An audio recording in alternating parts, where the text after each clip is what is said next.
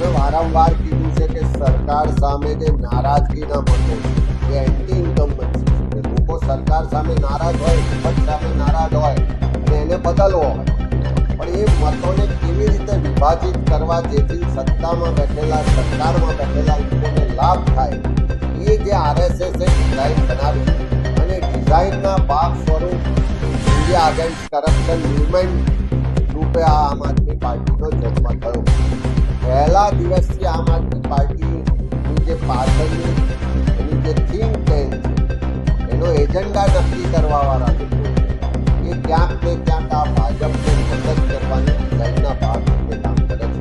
હમણાં જે રીતે પંજાબમાં આપણે જોયું કે રાજ્યસભાના 2/3 સભ્યો એકી સાથે આમ આદમી પાર્ટીમાંથી ભારતીય જનતા પાર્ટી સાથે મર્જ થયા. આવનારા દિવસોમાં ગુજરાતમાં તમે બધા જ જોઈ શકશો કે આમ આદમી પાર્ટી મોટા ભાગના લોકો ભારતીય જનતા પાર્ટીમાં મર્જ થઈ જવાના છે.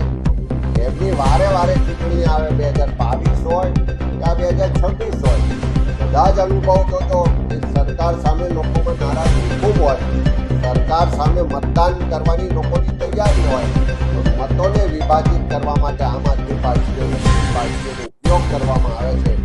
એ ડિઝાઇન જે બનાવી છે એનો લાભ ભાજપને મળે છે. આજે પણ ગુજરાતમાં જુઓ તો ભાજપ સરકાર સામે નારાજગીના મતો છે, વધારે મતો છે. એ સંજોગોમાં આવનારા દિવસોમાં લોકો વચ્ચે વધારે જઈશું, લોકોને આ હકીકતોથી માહિતગાર કરીશું. સાચી હકીકતો લોકોને સમજાશે ત્યારે 2027 100% જે નારાજગીના, વિરોધના મત, પરિવર્તન માટેના મતો છે, એકજૂથ થઈને પરિવર્તન લાવશે.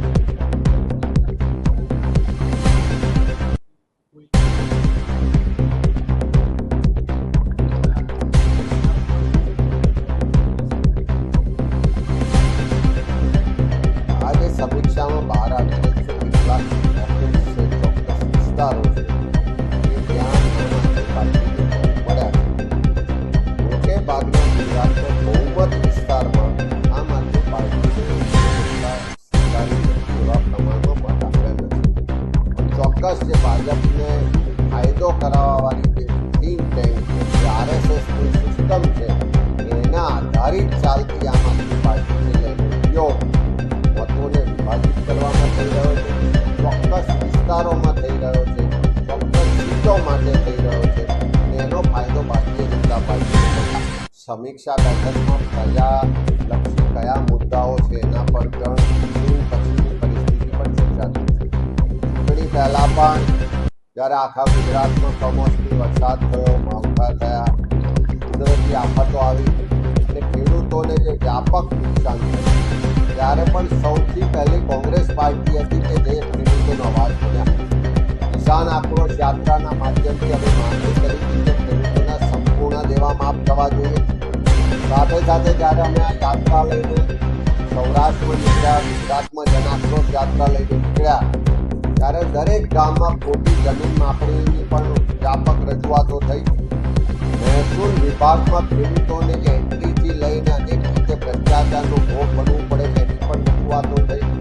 ઉત્પાદનના પ્રમાણમાં પૂરતા બજાર ભાવ નથી મળતા.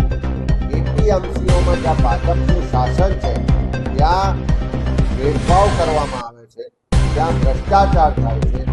એ આખી પ્રથા સામે પણ સવાલ ઉઠ્યા. સાથે સાથે અનેક જગ્યાએ જે પોલ ઊભા કરવાની આખા ગુજરાતમાં અત્યારે ચાલે છે, મોટી કંપનીઓના, મોટા ઉદ્યોગપતિઓના લાભાર્થે ખેડૂતોના ખેતરમાં જબરજસ્ત પૂરતું વળતર આપ્યા સિવાય પૂરતી મંજૂરી વગર જે પોલ ઊભા કરવામાં આવે છે, એના માટે પોલીસ અને પ્રશાસન જ્યારે ઉદ્યોગપતિઓને ત્યાં નોકરીએ લાગી હોય એવી રીતે દાદાગીરી કરે છે. એ સંજોગોમાં એ ખેડૂતોના જે આક્રોશ છે, લડાઈ છે, એના માટે પણ કોંગ્રેસ પાર્ટીએ પહેલાં પણ લડાઈ લડ્યા છે ને આવનારા દિવસોમાં પણ લડી. ત્યારે આ ખેડૂતોના જે પોલ બાબતના પ્રશ્નો છે, ખેડૂતોના દેવા માફીની વાત છે, ખેડૂતોને ઉત્પાદનના પૂરતા બજાર ભાવ મળે, માર્કેટની વ્યવસ્થા થાય, અને સાથે સાથે મોટી જમીન માપણી રદ કરવાના મુદ્દાઓને લઈ સૌરાષ્ટ્ર સહિત આખા ગુજરાતમાં ખેડૂતો માટેની